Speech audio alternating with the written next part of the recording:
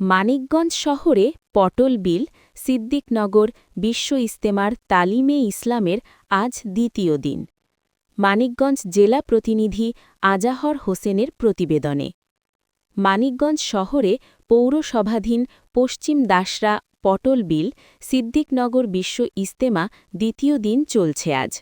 বিশ্ব ইজতেমায় জুম্মাবারে উপস্থিত মুসল্লিদের এবং দেশবাসীর জন্য জুম্মার নামাজে হাজারো মুসল্লিদের এবং দেশবাসীর জন্য দোয়া করা হয়।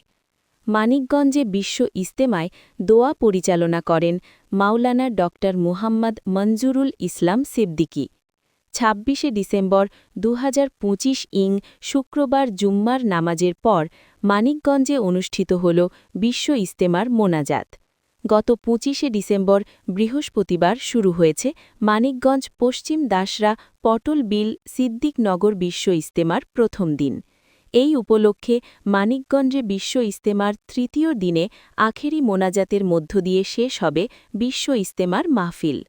প্রতি বছরের মতো এই বছর ৬৪ জেলা থেকে আসা লাখো মুসল্লির ঢল নামে পটল বিলে বিশ্ব ইজতেমায়।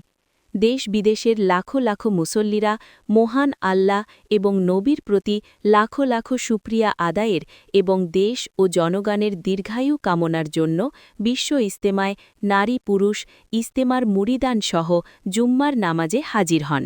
মহান আল্লাহ ও মহানবী হজরত মোহাম্মদ এর সান্নিধ্য লাভের জন্য।